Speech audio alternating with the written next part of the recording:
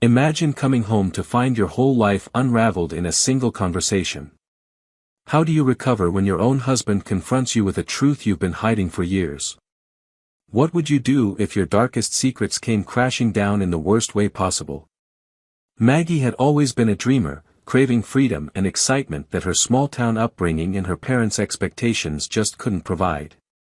They had envisioned her leading a more traditional life, finish school, get married, and settle down nearby, but Maggie yearned for adventure and a career that fulfilled her. In high school, she crossed paths with Sam, a charming, carefree guy who shared her rebellious streak.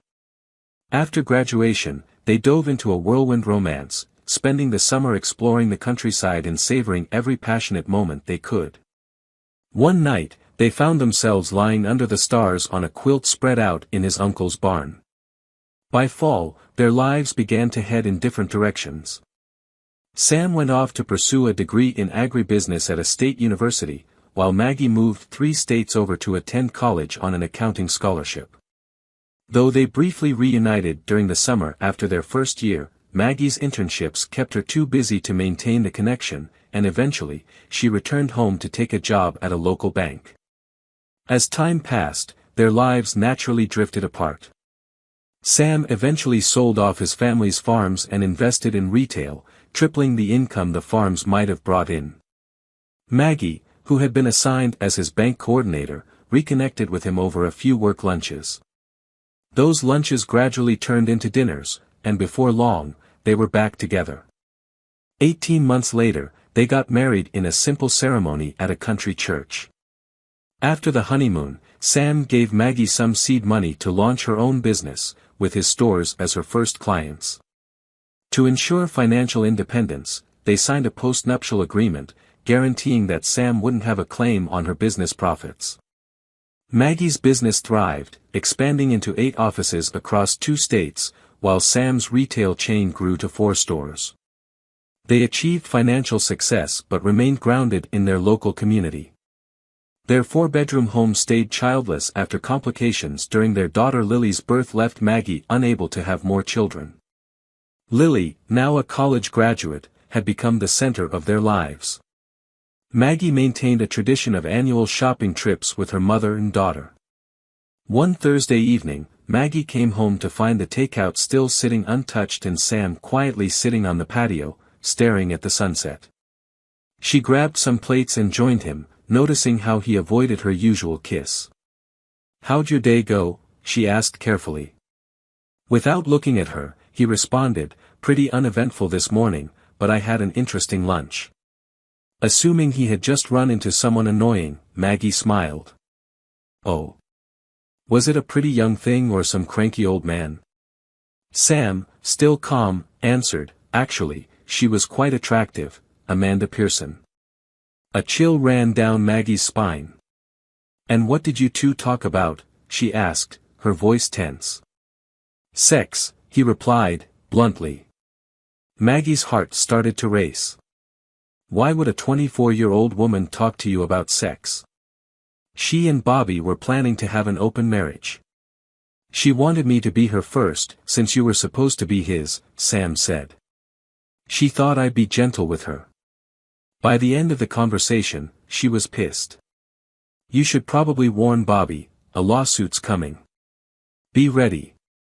This state still allows alienation of affection claims. Now, look me in the eye and tell me none of it's true. If even a shred of it is, we're done." Stunned, Maggie struggled to form a response. After a long silence, Sam turned away. "I figured," he said, standing up. "I'm leaving. I'll be staying at the farm. Don't try to contact me. We'll talk when I'm ready." He drove away, leaving Maggie standing there, frozen in place, the plate still untouched. As night crept in, she eventually got up, poured herself a stiff drink, and whispered, "Good night, Sam," before breaking down into tears.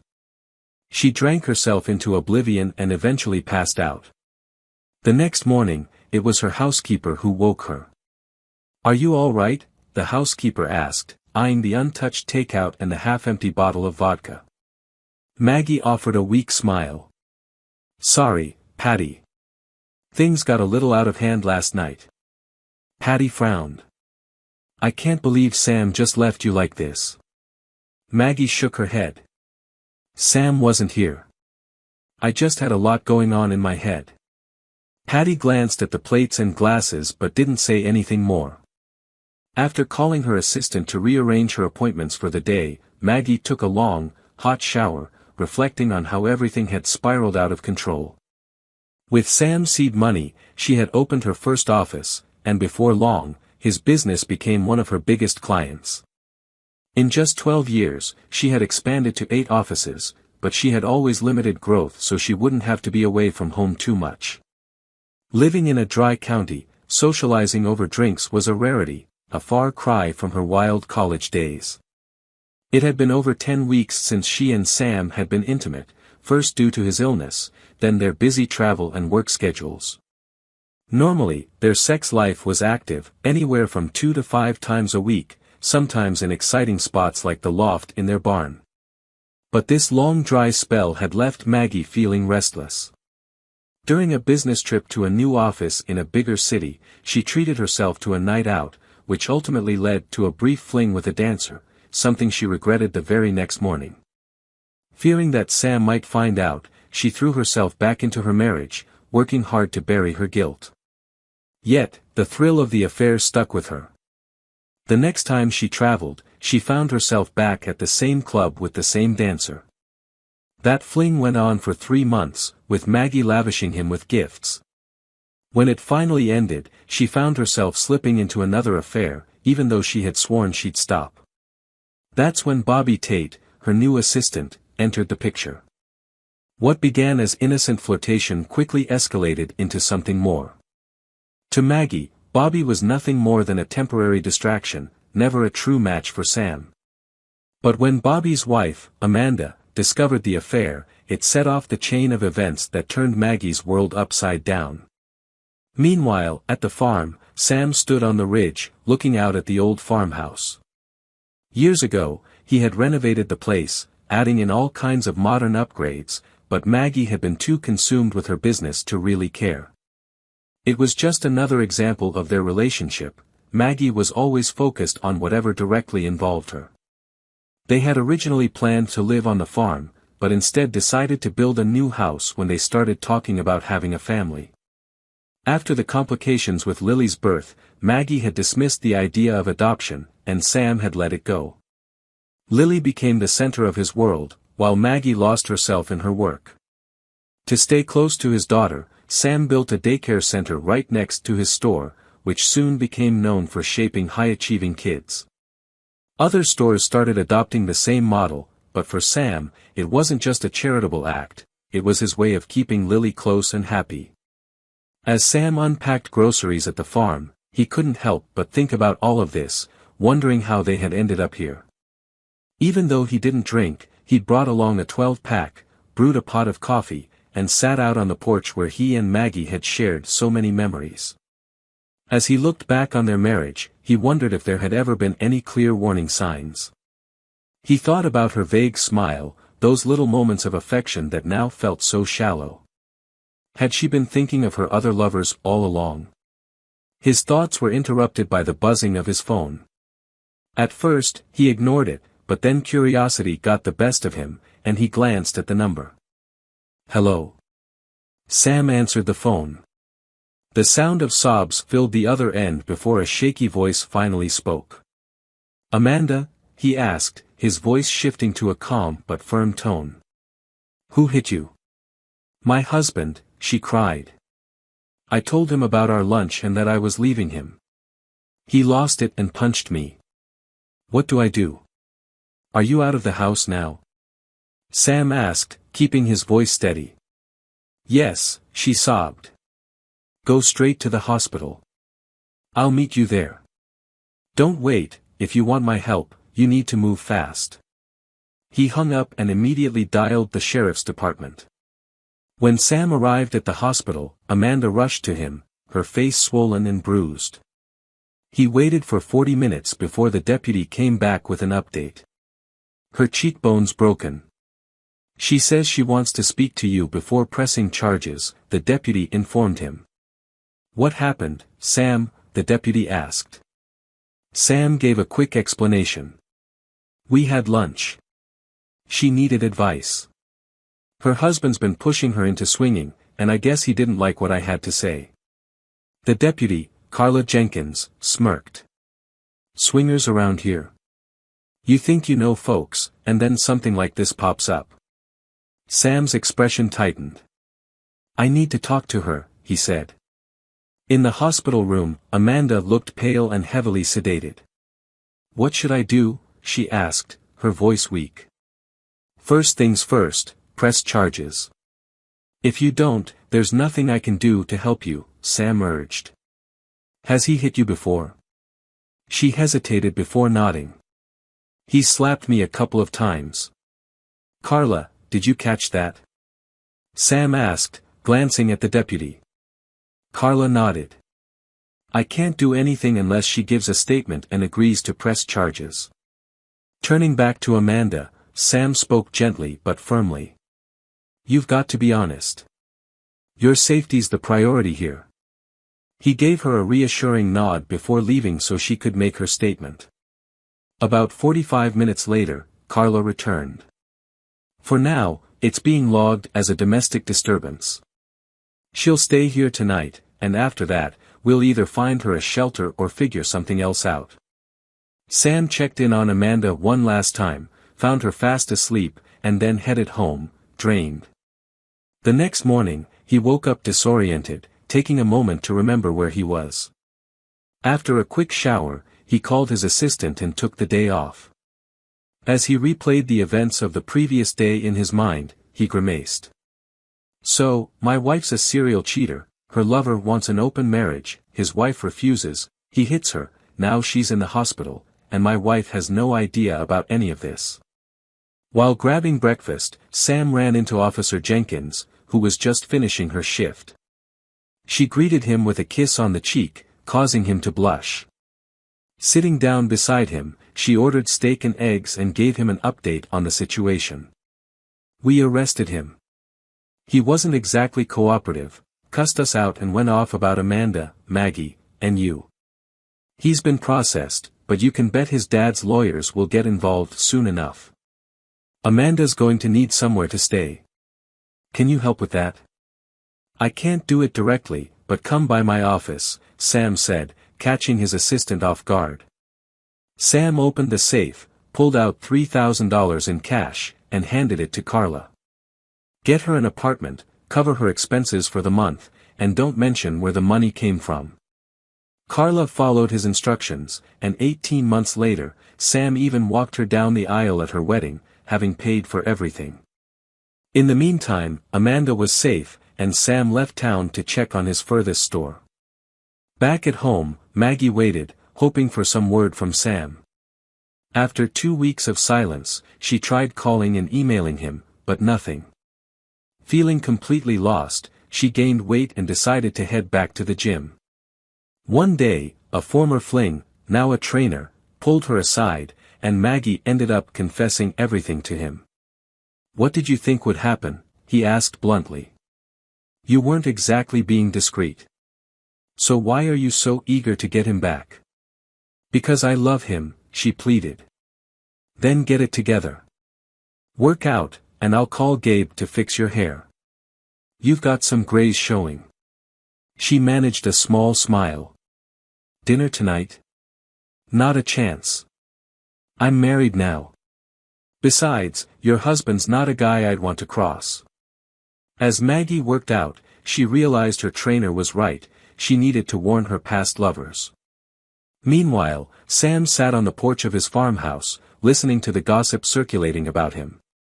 Sheriff Andy stopped by for some coffee, and after a little small talk, he cut to the chase. People are talking. Maggie looks terrible.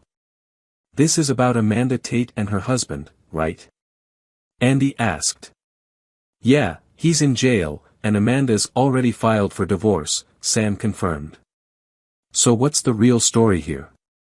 Sam gave him the rundown but left out a few key details. Amanda opened my eyes to a lot of things, so yeah, I'm helping her with the divorce. We've never been more than friends. As Andy drove away, he reflected on how he never would have imagined Maggie cheating. This news would devastate Lily, who had always been close to Sam. Andy could only hope this wouldn't blow up into a full-blown scandal. Maggie was shocked when she finally received an email from Sam, fearing she might never hear from him again. His message was brief and blunt. While she responded with a long, heartfelt email, pouring out her love and begging to meet, his reply was just a single word: why?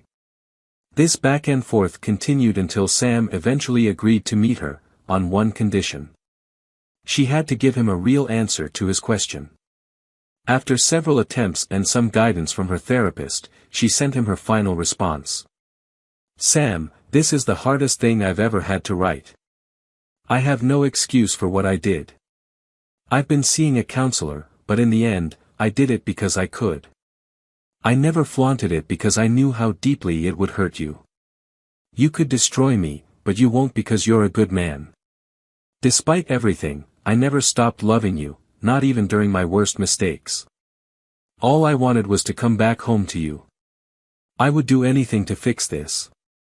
Please don't ask me for details, it won't change anything.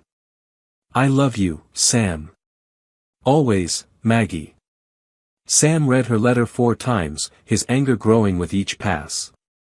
She cheated because she could, yet she still claimed she loved him. Her comment about whether it was one affair or 100 confirmed there had been many. That was all the confirmation he needed. Without saying a word, Sam left town and traveled to one of the cities where Maggie had an office. Through his lawyer, he hired 2 top-tier private investigation firms in the area. He did the same in each city where she had a business, paying a premium and offering bonuses for quick, thorough results. I want everything, Sam instructed. If you even suspect someone had an affair with my wife, I want you to dig deep. Afterward, the firm owners discussed his request. What's he really trying to figure out? One of them asked. He's a man in pain, trying to make sense of why she betrayed him, the other replied. I did some research. No history of violence. People respect him, except for those who've crossed him. He's known for his kindness. They agreed to move forward with the investigation but decided to keep an eye out for any signs of irrational behavior. Meanwhile, Bobby Tate sat in his jail cell, stunned by how quickly his world had crumbled. What had started as some harmless flirting with Maggie had snowballed into a full-blown affair. Bobby had seen the affair as a golden opportunity, a way to step into her husband's shoes and gain access to her wealth, thinking it might even earn his father's approval. Maggie had even floated the idea of making him her assistant to lighten her workload, and Bobby saw it as his ticket to power and control. But things went south fast when his wife, Amanda, started getting suspicious. She eventually uncovered their emails, and Bobby tried to spin it, claiming he was only going along with it for the sake of their mutual benefit. Over time, he convinced her to entertain the idea of finding a wealthy man who could support them, saying it would help them start their own business. To his surprise, Amanda set her sights on Sam Barton. But when Amanda confronted Sam, everything unraveled. She confessed to everything, including Maggie's plan to take Bobby on a trip that very night.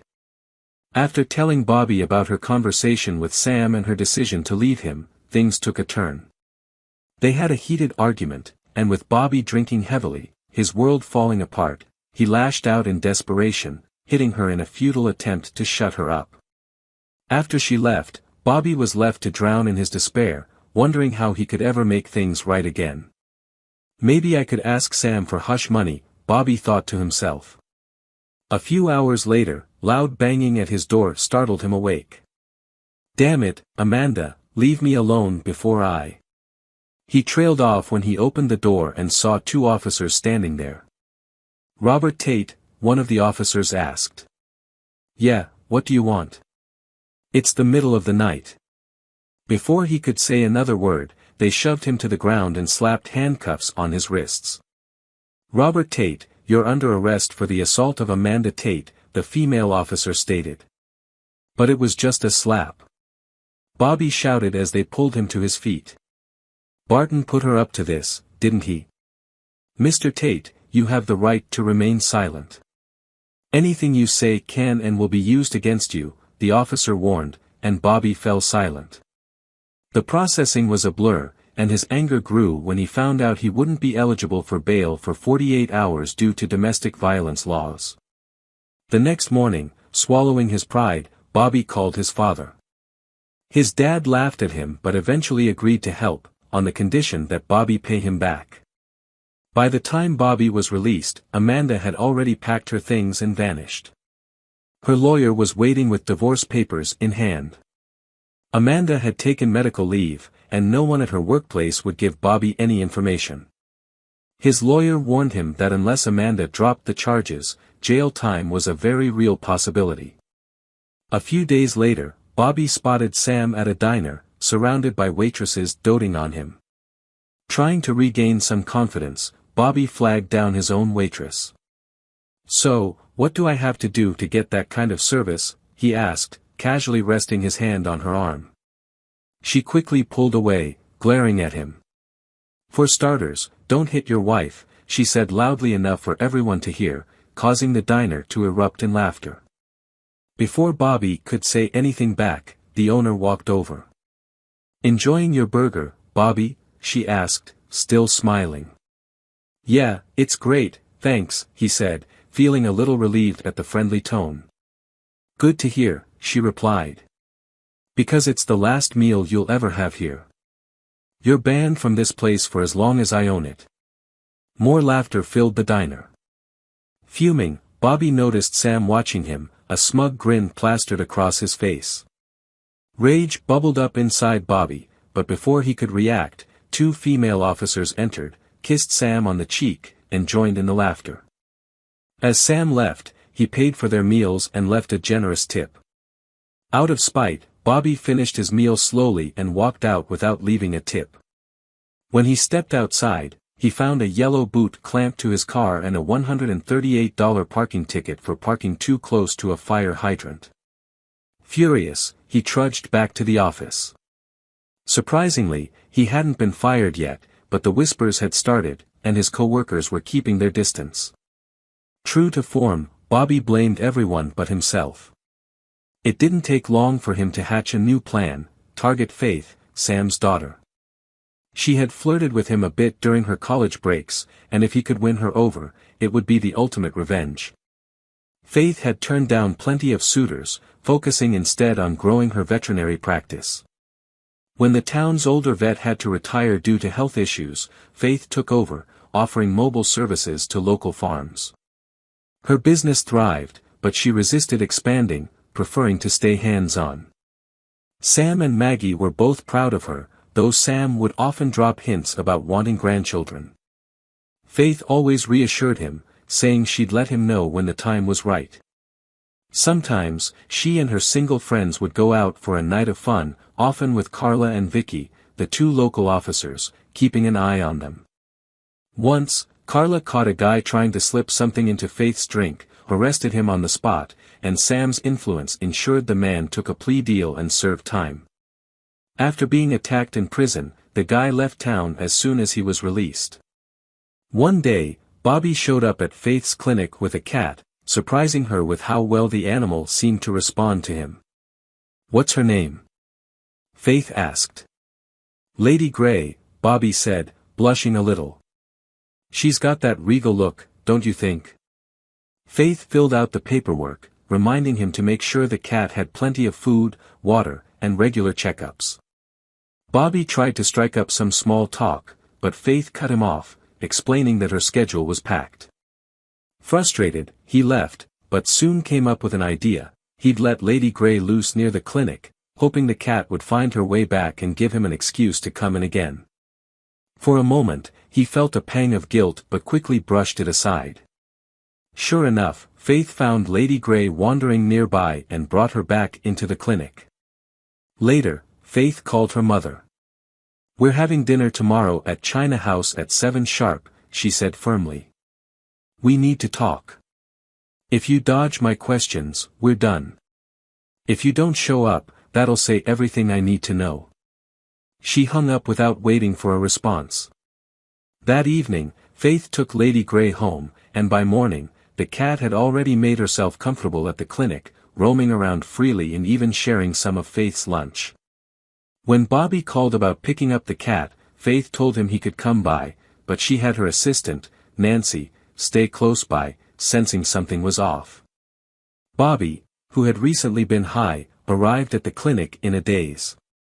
He'd been helping an old college buddy launder money through shell companies and offshore accounts, unaware that his friend was involved in drug trafficking. Bobby had been taking pills here and there, enjoying the focus they gave him, but his life was slowly unraveling. While he hadn't been fired yet, it was clear that he and Maggie couldn't continue working together.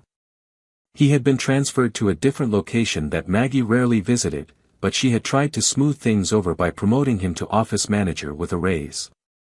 "I'm doing what I can for both of us, Bobby. I can't keep in contact if I have any hope of reconciling with Sam. We both made mistakes. And if you're thinking of taking any legal action, you might want to reconsider. Amanda gave Charlie every email we exchanged. I could easily spin this as a midlife crisis where you seduced me for money. We'd all lose, but you'd lose the most." Reluctantly, Bobby accepted the promotion with the promise of a glowing recommendation and a severance package whenever he eventually moved on. Even though he felt trapped, he convinced himself that everything was still working out as planned. In his mind, he'd eventually win Faith over, imagining her submitting to his every demand. Needing a confidence boost, he popped a few pills before heading to the clinic. Faith greeted him, holding Lady Grey in her arms, while Nancy stood nearby, keeping an eye on the situation. "Looks like Lady Grey's become your new best friend," Bobby said with a forced smile, trying to sound charming. "You've always been so easy to get along with." Nancy giggled awkwardly, but Faith wasn't swayed.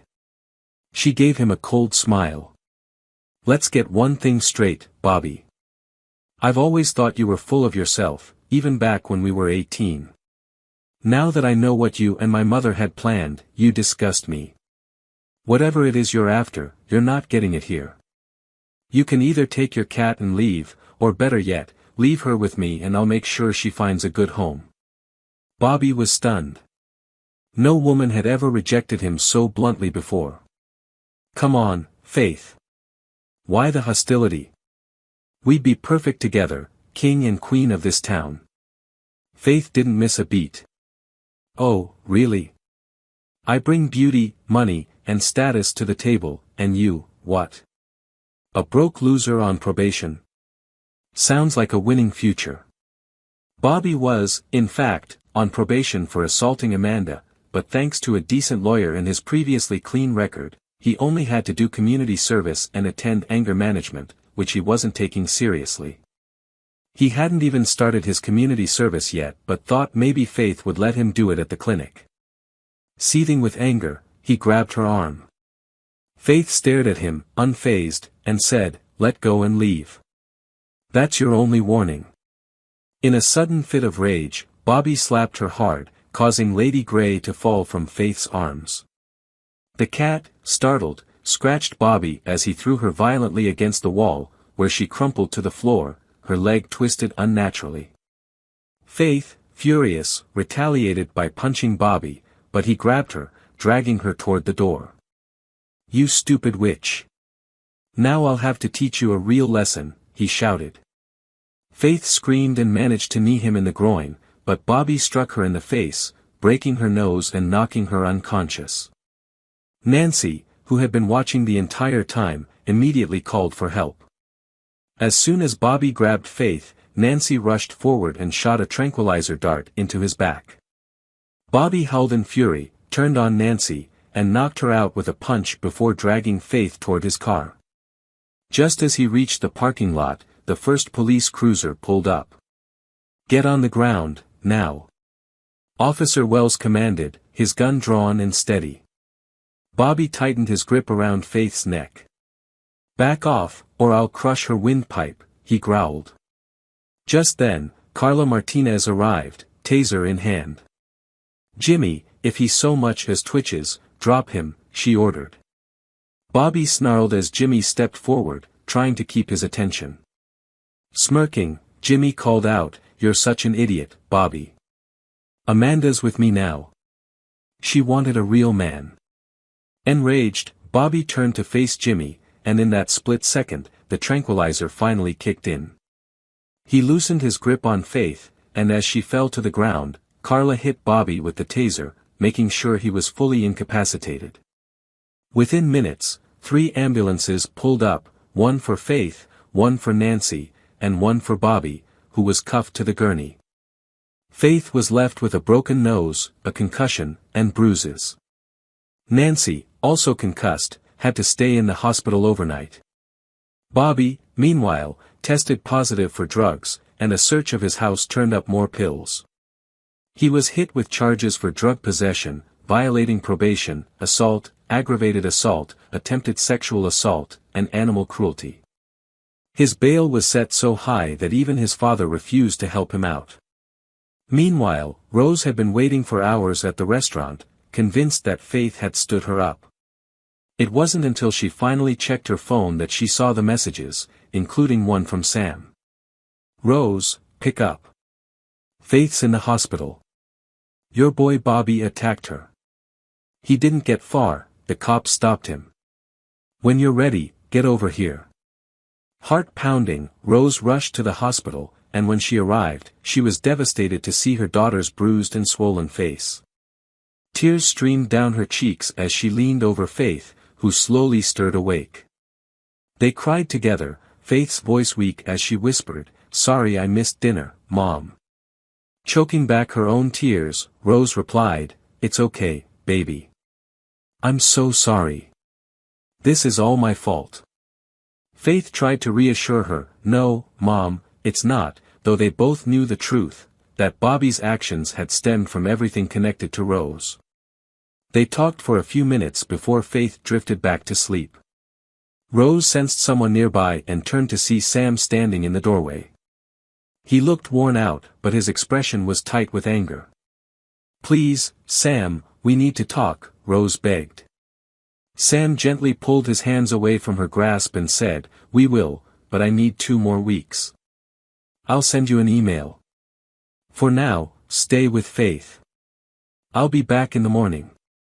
Confused and hurt by his need for more time, Rose could only nod as Sam walked out without another word. When Bobby finally woke up, he was groggy and disoriented, his hands cuffed to the hospital bed. As the memories of what happened came flooding back, fear gripped him. Looking up, he saw Sam Barton sitting calmly beside him, his eyes cold and unrelenting. "Good morning, Bobby," Sam said softly, his voice eerily calm. "Looks like the DA's pushing for 8 to 10 years. He leaned over, his tone dropping to a dangerous whisper. "You idiot. First you mess with my wife, and now my daughter. Did you actually think you'd get away with any of this?" Bobby opened his mouth to scream, but Sam quickly covered it with a towel. "In prison, you'll learn what it really means to be broken. I'll make sure of that. And when you finally get out, everyone will know exactly what kind of man you are." With that, Sam gripped Bobby's groin hard enough to make him pass out from the pain.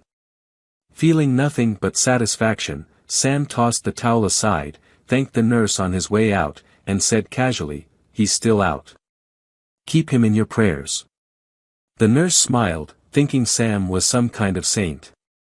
Later, when Faith woke up again, she knew immediately that she was in the hospital, and seeing her mother sitting quietly by her bedside, the memories of the attack hit her all at once.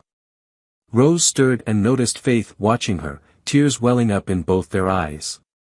It was the first real conversation they'd had in years, and it ran deeper than either of them had expected. "I guess I'm more like Dad than I thought," Faith said quietly. "But why, Mom?" Rose let out a deep sigh. "I've asked myself that question 1,000 times. The therapists say it's about power, that I thought I could have it all." Faith's frustration boiled over. "So, if you hadn't been caught, you'd still be cheating?" Rose's face paled, clearly horrified. No. I didn't want a divorce, and I still don't. I want to fix things. Faith shook her head, exasperated. Mom, listen to yourself. Just let it go. You got caught, and Dad's not going to forgive you. Move on and be honest about what you really want. Their conversation was interrupted when the doctor arrived, and after Rose left, Charlie came into the room, doing his best to force a smile. You just missed Mom, Faith said, watching his face carefully. I know, Charlie replied, his voice even. Are you going to talk to her? Faith asked, hoping for a sign of resolution. Yes. Soon. When I'm ready, he answered, his tone calm but guarded. Faith hesitated, then spoke softly, please don't be too hard on her. Let her go, let her find some happiness. Charlie didn't respond the way Faith had hoped. Instead, there was a flicker of something dark in his eyes, something unsettling. It reminded her of a memory she had buried deep. She had been just 7 years old and had seen that same look before. The image of Juan's father, a man who'd struggled with alcohol after starting work at the company, crept into her mind. One day, during playtime, she'd sneaked away to ask her dad if her friends could come over. She'd followed him and Juan behind one of the buildings near the fertilizer storage. What she saw was a shock. Juan was unconscious, and her father was rubbing his bruised knuckles. Charlie had slapped Juan awake and whispered something in his ear. Faith had quietly slipped away, never telling a soul. Later, when her mom noticed Charlie's black eye and scraped cheek, he had brushed it off, saying it happened while moving fertilizer bags. Rose had scolded him for not letting the workers handle it. Juan had missed daycare for almost a week, and when he returned, he told Faith that his father had been deported. It wasn't until later that she learned her family had also faced deportation, and that it was Charlie who had stepped in, sponsoring them and securing their green cards. He even hired Juan's mother to teach Spanish at the daycare. After Charlie's visit, Faith found herself reflecting on her childhood. Most of her happiest memories involved her dad, while her mother, Rose, had grown more distant over the years. When Faith opened her third office, Rose would rush home, give a quick kiss, and disappear into her own space, barely acknowledging Faith's attempts to share her day. It was Charlie who had become the primary caregiver, consulting with the daycare staff, doctors, and even a child psychologist to make sure Faith had everything she needed, something Faith didn't fully appreciate until she was older. He was the one who taught her how to fish, shoot, and hunt, molding her into a strong, confident woman who valued loyalty and fairness. Rose, despite her standing in the community, never really understood that part of Faith's life. For Faith, money didn't hold the same importance. Charlie's influence had always kept her grounded, and while she allowed herself a few indulgences here and there, she always came back to what mattered most. After vet school, Charlie had surprised her with the deed to a 26-acre property, telling her it was enough space for a clinic, a barn, paddocks, and kennels. He provided the funds, but left the rest up to her. Faith had been deeply moved by the gesture. Charlie had also given her a warning, beware of leeches and wolves, he had said, reminding her that she'd inherit everything when he passed. The clinic ended up costing $800,000 but was paid off quickly. Faith had relied on lawyers for the setup, consulting Charlie throughout the process. Within 10 months, the clinic was turning a profit, and by the end of the first year, she had expanded her staff. Though she had been tempted to open another clinic, she chose instead to focus on her future family, knowing that any partner would need to be strong enough to handle her independent nature. So far, none of the men she dated had lived up to her standards. Meanwhile, 2 private investigators had just wrapped up 10 weeks of work, digging into Rose's affairs. They had uncovered 5 different lovers over a span of 6 years. He's going to lose it, one of the investigators remarked. Most likely, the other agreed. But that's what he paid us for. They met with Charlie, handed over the files, and left, prepared for whatever might happen next. Back at the farm, Charlie calmly sifted through the reports until he reached the details about Rose's second-to-last lover. At that moment, he lost control, hurling his coffee cup against the wall. After a few minutes, he composed himself, his face cold and determined. At the conference table, Rose gripped the edges tightly, feeling her chances slipping away, but still holding on to a sliver of hope. The lawyers were waiting outside. Charlie had insisted they handle this privately. She stood up, intending to embrace him, but he quickly stepped back, a clear sign things weren't going her way. Still, she tried to keep it cordial. "Hi, Charlie. How are you?" "As well as can be expected," he replied flatly. "You really went all out today. I appreciate the effort." "I dressed to please you," Rose said, trying to sound upbeat. "Thanks for the effort," Charlie said, setting a thick packet down on the table in front of her. Rose's heart sank at the sight of it. "I asked you how long this had been going on and how many there were," Charlie began, lifting a slim folder. "This is what you gave me." He then pointed to the much thicker file he had just set down. "And this is what my investigators found. Care to compare?" Feeling the weight of the moment, Rose swayed slightly. "No need. You knew I wasn't telling the truth," she admitted. Charlie continued, ignoring her. "Bob Walton. Married. 4 kids. Runs an insurance agency. You switched to his coverage right after your first meeting." He pressed play on a recording of Walton saying, "I slept with her because she was older and still attractive, but without the business aspect, I wouldn't have bothered." Rose winced as Charlie carried on. "I told him I'd open an office next to his if he didn't come clean to his wife. He broke down. It was pathetic. They're separated now. He's living out of his office." Charlie went on to list more names. "Another guy, I had him fired and moved 400 miles away. I hope you use protection. I got tested 2 months ago, just in case. Some things take time to show." Rose said nothing, though she had been getting screened regularly. She realized Charlie hadn't uncovered one brief, drunken affair, but it hardly mattered now. Charlie continued, "Your trainer. I liked him, at least he didn't lie." He played another recording of the trainer admitting, "She made the first move. I'm not proud of it, but I'm telling my wife the truth." Charlie paused the recording. He was right. Revenge didn't satisfy me. It's over. He sighed deeply. "You've been at this for so long, Rose. I'll never trust you again." He slid a thick packet across the table.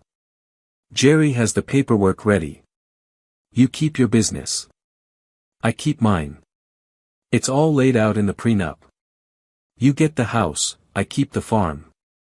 Everything else goes to Faith." Rose felt her stomach drop. Charlie stood up, looking her in the eye for what seemed like the last time. "We're done. I can't look at a sunset without thinking about that night. Anything you want to say?" Trembling, Rose whispered, "I'm so sorry, Charlie. I don't know why I did this. I still want a life with you, but I know it's over. I won't contest the divorce. But if, in 2 years, you're still single, maybe you'll think about giving me another chance." "No, Rose," Charlie said coldly. "I won't make any promises, but I'll think about it if the time comes. Goodbye."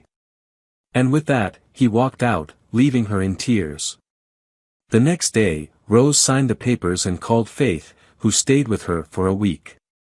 Though Faith tried to comfort her, she knew the damage to Charlie ran too deep. The fairy tale had ended, and life had to move on. Rose threw herself into her business, doubling the number of offices in just 6 years. She dated younger men for the fun of it and eventually married a man almost 70, known for his performance issues but open to letting her have discreet affairs. Faith continued to check in on her father, but her own life was getting busier. She had met a veterinary supply salesman, a tall, strong, and kind man. One day, while she was struggling to control a restless stallion, the man stepped in, grabbing the halter and calming the horse with ease. "Thanks," Faith said, extending her hand. "Charlie," he said, shaking her hand. "But you'd have handled it if the halter hadn't snapped." "Nice to meet you," she replied with a smile. "I've still got a lot of rounds to finish." He let go of her hand reluctantly.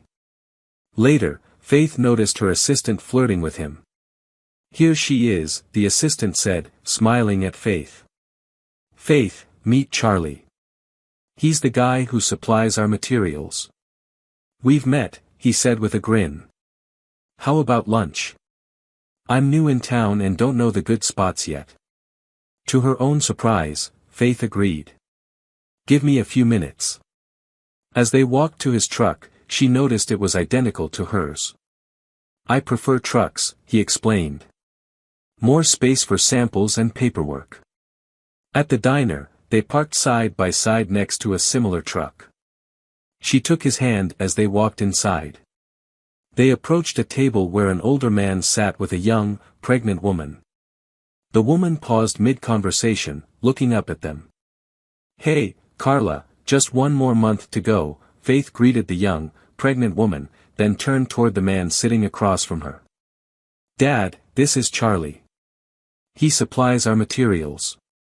She shot a playful glance at Charlie.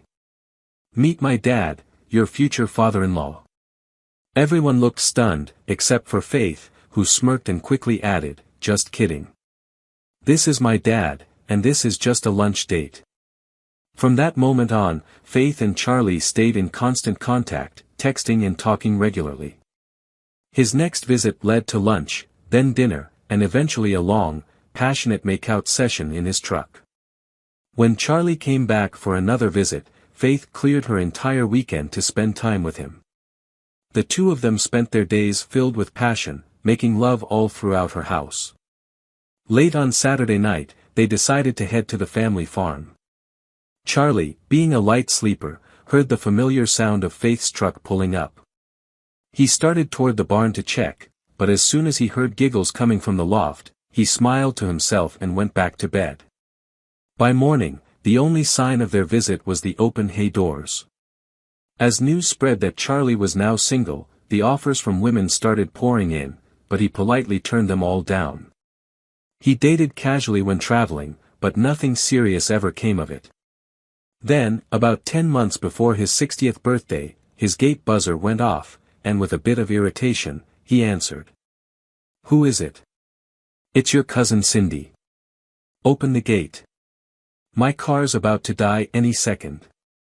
"I don't remember a cousin Cindy." "Not by blood, by marriage. I'm Devin's wife, and I've got the kids with me. Are you going to let us in or what?" Charlie hesitated for a moment. Devin had tried to cheat him once, but since there were kids involved, he pressed the button to open the gate. An old, sputtering minivan pulled in, and 3 kids spilled out, rushing toward the house, desperate for the bathroom. A 13-year-old girl, who bore an uncanny resemblance to Faith at that age, followed next. Cindy got out last, looking worn down and scared, but determined. "I'm at the end of my rope, Charlie," she said, her voice shaky. Devin took off with the good car, drained our accounts, and disappeared. "I pawned my wedding rings just to buy gas, but I didn't realize the car would burn through so much. It took everything I had just to get here." As one of the younger kids started fussing, the 13-year-old girl asked Charlie if they had any food for the baby. Shocked to learn they hadn't eaten since yesterday's lunch, he led them all into the kitchen. "I've got some cheese and crackers. Give that to the kids, and get the baby some cereal, it'll help fill her up. Your mom and I will take care of dinner." Charlie had planned to smoke a pork loin that evening but decided to throw it on the grill instead. He found a dozen ears of corn that a neighbor had dropped off and added those to the grill as well. Cindy and Faith made tea and lemonade, while Faith microwaved some potatoes. In less than 45 minutes, dinner was ready, and the kids eagerly dug in. As they ate, Charlie simmered with anger at Devin for abandoning his family in such a state. After dinner, he went out to the barn and made a call to John Goff, the new county sheriff and a retired SBI agent. About 10 months earlier, just before the upcoming election, Charlie had approached Goff with a straightforward question. "Are you planning on running again?" "I want to," Goff replied, "but I'm not sure I have enough support." Charlie looked him in the eye. "Are you a good man? Will you uphold the law and not betray a friend?" "I am," Goff answered confidently. "I don't want you to be my man," Charlie said. "I want you to be the county's man. Meet with these campaign planners and get back to me." After meeting with the planners, Goff returned, saying, "This is going to take a lot of money." "It's covered," they replied. "Different groups have already made substantial contributions." "Why's Charlie involved in this?" Goff asked, his curiosity piqued. "I don't want to be anyone's puppet." "He just wants you as sheriff," they said simply. Soon, billboards started popping up, which didn't go unnoticed by Sheriff Andy. In the last election, Charlie's support had been instrumental in his victory, but this time, Charlie was noticeably quiet. As the race grew tighter, Andy paid a visit to Charlie at the farm. He saw kids playing outside and a young woman serving tea. "She's a bit young for you, don't you think?" Andy joked as he approached Charlie. "That's Devon's wife," Charlie replied coldly. "I'm just helping them out. Now, what do you need?" "Goff's gaining ground fast," Andy said, his tone shifting to one of concern. "I could use your support, maybe even some financial help. Those ads aren't cheap." Charlie remained calm as he responded, "Save your money, Andy. Retire when your term ends. You won't be holding another office in this county." Andy's face drained of color. "What? Why would you do this? We've been friends for years." Charlie looked at him, the weight of betrayal in his eyes. One of Charlie's investigators had uncovered that Rose had been a frequent guest at luxury hotels, and one weekend, Andy had been seen with her. Charlie had turned off the recording, but the damage was already done. "You were my best friend, Andy. But you betrayed me. We're done. From now on, only talk to me when it's official business. And think carefully about how you're going to handle the fallout when this gets out. Now, leave." Andy left, visibly shaken. Cindy came outside carrying a pitcher of tea. "Was the sheriff crying?" she asked, curious. "Probably just some dust," Charlie replied nonchalantly as the youngest child climbed up onto his lap. "Don't get too attached to us, Charlie," Cindy said quietly. "We'll be leaving soon." "You keep saying that," he smiled, "but you're still here. What are you doing on a housekeeping salary? I know you registered the kids for school using my address." Her temper flared. "If I had the money, we'd be gone. You've trapped us here, just like Devon did." The accusation struck a nerve. Charlie stood up, went inside, and returned with a $5,000 check. "On your way to the bank, stop by the Jeep dealership. Take whatever they offer, it's covered. Use this to get settled. You'll start at the store on Monday. It's not much, but enough to get by, and the kids will have free daycare. Can you be out by Friday?" Cindy hadn't expected this. She thought pushing his buttons would make him more attached, not drive him away. As she considered what to say, she noticed her daughter, Junior Faith, watching. Cindy had named her after Charlie's daughter, hoping to forge a brighter future. Faith Sr. had bonded with Grace and Junior Faith, even suggesting they call the younger one Junior, to avoid confusion. The nickname stuck. Cindy softened her tone. "We don't have to rush, Charlie." "No, you're right," Charlie replied.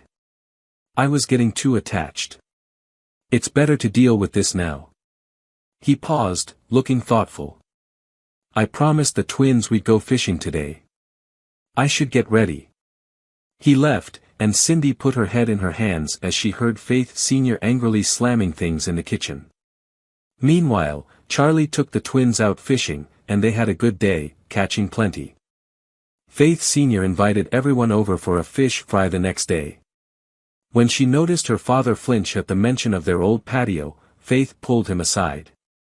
"Dad, it's time to let the past go," she said gently. "Bring our new family tomorrow. You'll have plenty of new memories to make." Charlie sighed. "That's a nice thought, but they're leaving soon. Cindy needs someone closer to her age." Faith playfully smacked his arm. "You're being stubborn. They needed saving, and so did you. You've always wanted a big family, and now you're just turning it down." Charlie was taken aback. "You really think so?" "Yes," she said, grinning. "Now go clean those fish and bring everyone tomorrow. That includes Cindy. Tie her up if you have to." She winked. "I've got a surprise for you." As they drove home, Charlie reflected on the unexpected turn of events, listening to the excited chatter of the kids in the back seat. Once they were home, fed, and bathed, Cindy tucked Grace into bed and stepped outside to find Charlie sitting on the porch swing, lost in thought. "Can we talk?" she asked, sitting down next to him. "Devin was never a good husband or father. In just 6 months, you've shown my kids more love than he ever did. At first, I felt guilty for relying on your kindness, but then I realized not all men are the same. I love you, not as a father figure, but as a partner. I'm 40, and you're 59. The age difference doesn't matter to me. I want to be with you." Cindy rested her head against Charlie's neck, waiting anxiously for his response.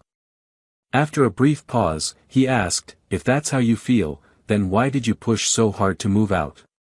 Handing me that check really hurt." "I was hoping you'd ask me to stay, that you'd make the first move," she admitted. He frowned, and for a moment, Cindy feared she had misjudged everything. But then, Charlie leaned in and kissed her. "Good thing you're pretty, because you're definitely not the brightest," he teased with a grin. "Did it ever occur to you to just tell me? I've had feelings for a while, but I thought the age difference was an issue. Look at all the time we wasted," she sighed. As they kissed on the porch swing, the kitchen light flicked on. One of the kids was up for a snack. Cindy gave Charlie a quick kiss on the forehead before slipping inside. "This isn't over," she whispered, her eyes full of mischief. Charlie chuckled. "No, it sure isn't, little girl," he called after her, amused by her determination. The next morning, the kids were wide-eyed when Cindy casually sat on Charlie's lap and kissed him. Hope and Faith, understanding the shift, agreed to explain things to the younger twins later. "Kids, your mom and I need to run into town. Be good for Faith, or no fish fry tonight," Charlie warned with a playful wink. The children eagerly nodded, not wanting to miss out on the evening plans. At the dealership, Charlie turned to Cindy. "Pick out whatever new car you want for the family." "I thought we were getting a used one," Cindy said, surprised. "Used cars are for leaving. New cars are for staying. Got it?" Cindy threw her arms around him, overwhelmed with happiness. 90 minutes later, she pulled up to the house in a brand new van, grinning ear to ear. Faith spotted them and smiled, thinking to herself that her father could still be persuaded to do the right thing. The afternoon passed in blissful contentment. They ate, played, and relaxed as a family. Junior packed her bag for a sleepover, and the boys fell asleep after their baths. Meanwhile, Charlie and Cindy snuggled on the porch swing under the moonlight. "If it weren't for the kids," Charlie began, a mischievous glint in his eye. Cindy laughed. "With kids around, privacy is a lost cause. Unless you've got a better plan." Charlie glanced toward the barn, illuminated by the soft glow of the moon. "Come on," he said, grabbing an old quilt. Cindy giggled as they headed to the barn loft. "We're sneaking around from our kids now, not our parents." "Up the ladder," Charlie urged. In the loft, they made love under the stars, while, elsewhere, Rose felt a growing emptiness in her life. Though she had earned as much as Charlie over the years, it had always been different for him. For Charlie, his success was about taking care of others, while Rose's relationships had left her feeling hollow, always yearning for what she had lost. She had only seen Charlie 3 times in the last 4 years, once at a mutual friend's funeral. On that occasion, she had approached him with hope in her voice. "Remember the offer I made when we parted? Have you thought about it?" she asked quietly. Charlie looked at her with a pained expression. "I'm sorry, Rose. There's just too much baggage between us. Take care." She watched him walk away, her heart heavy with regret for everything that could never be. One night, Rose had a vivid dream of Charlie in a barn loft. On impulse, she drove to his property, only to overhear voices coming from the barn. "I'm not on the pill. I could get pregnant," Cindy said, her voice filled with warmth. "Then we'll name him Junior," Charlie replied with a laugh. Rose turned away, devastated, her dream shattered. 2 years later, she married Freddie, a wealthy but impotent man. When he proposed, Rose confessed everything about her past. "I'm impotent, Rose. We'll marry for companionship. You can have affairs as long as you keep them discreet," Freddie said with surprising nonchalance. Rose agreed, settling for a life of comfort, but without the love she had once longed for. When Rose passed away at 75, Faith inherited her estate. By that time, Charlie was married to the wealthiest woman in the state, and he joked, "Does this mean more kids?" They already had 5 children together. At their wedding, Faith had surprised Charlie with news that left him speechless. "Dad, you're going to be a grandfather in 7 months." Overcome with emotion, Charlie wept tears of joy, surrounded by the family he had always wanted. "Big wedding?" Ty, Faith's husband, asked. "Yes," Charlie said proudly. "And just so you know, her mother has been planning it since the sonogram." 5 weeks later, the church was packed as Charlie and Cindy renewed their vows, celebrating a life full of love and second chances. "Her mother and I do," Charlie declared proudly when asked who was giving the bride away. Later in the evening, Connie came rushing in, waving a strip of paper. "I'm 40 and pregnant," she exclaimed. Charlie kissed her, smiling warmly. "We'll love this baby just like the others." "Deal?" she asked, a little breathless. "Of course," Charlie replied, with a comforting sigh. "But now you have to marry me. Kids, are you ready for this old man to officially join the family?" "Yes," they cheered, their excitement filling the room. "Wait." Faith interrupted, grinning. "It's not official without a ring." Soon, Charlie took the girls to a jewelry store, where they helped him pick out a beautiful set. "Do you have matching bands for the girls?" Charlie asked the jeweler. "I'm marrying the whole family." The jeweler smiled, and the girls' cheers were so loud that they woke Grace, who had been napping in the store. A saleswoman helped Grace pick out a tiny ring, and she proudly admired it on her finger, refusing to take it off. Rings in hand, the family left the store and headed to a nearby steakhouse, completely unaware that the jeweler and his assistant had already spread the exciting news around town. At the restaurant, whispers of anticipation floated through the air as an elderly woman approached their table. "Is it true, Charlie?" she asked with a smile. "Yes, it's true," Charlie confirmed, proudly introducing his daughters. "Meet Faith, Hope, and little Grace. They might need some lessons. Do you have time?"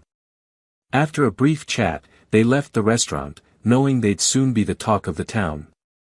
Back home, Connie was sitting on the porch, feigning indifference. "Just because you bought a ring doesn't mean I'll like it," she teased, eyeing the box playfully. But the moment she opened it, her breath caught. "Oh my, it's beautiful." Charlie knelt on one knee in front of her.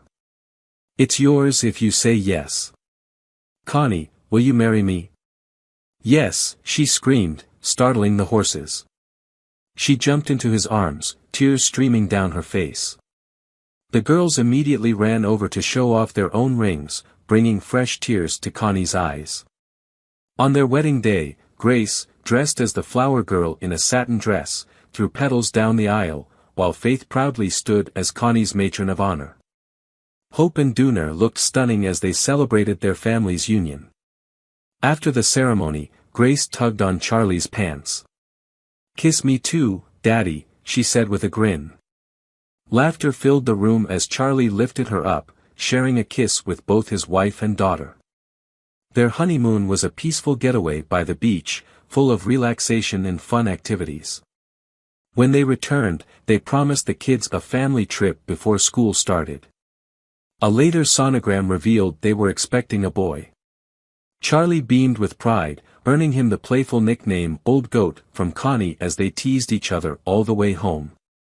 When Charlie Jr. was born, healthy and strong, the family couldn't have been happier.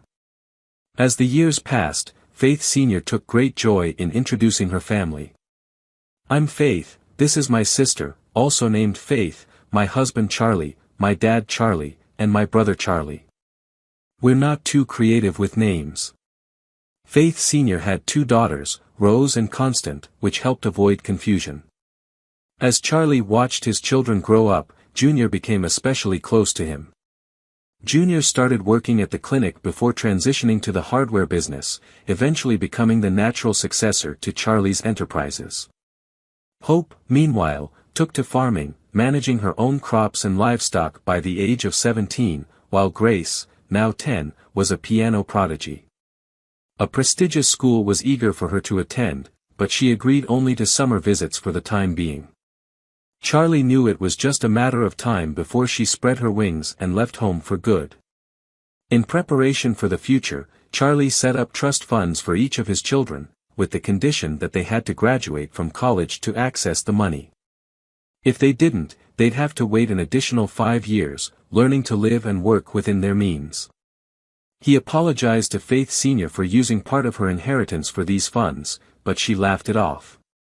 "Who am I to deny my siblings their share?" she said with a smile. "Besides, I'm sure my mother would cover any gaps."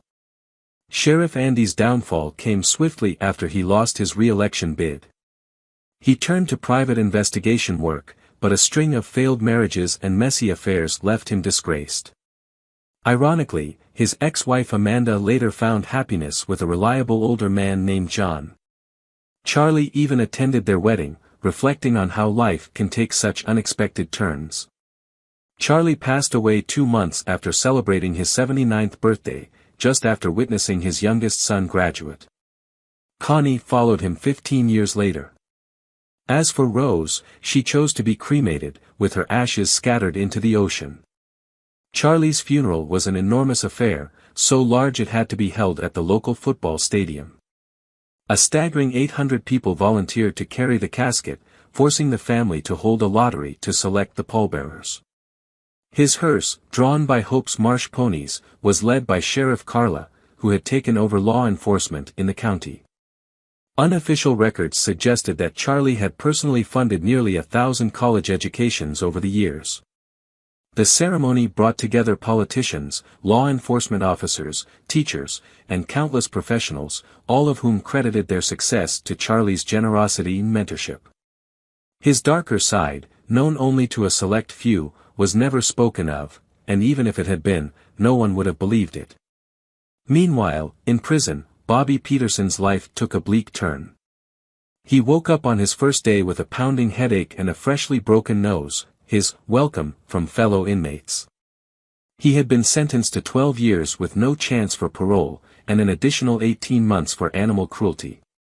Things only got worse when he was transferred to Rockwell, a notorious maximum security facility.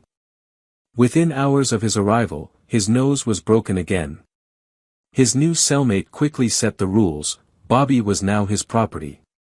6 months in, Bobby's appearance had changed so dramatically that he had become a target for other inmates, who fought over him like a prize. By his 5th year, he had found a new protector who kept him safe enough to survive. Eventually, Bobby was released early for good behavior, though no one was waiting for him on the outside. Oddly enough, after all he had endured, he found a strange sense of contentment in his new life.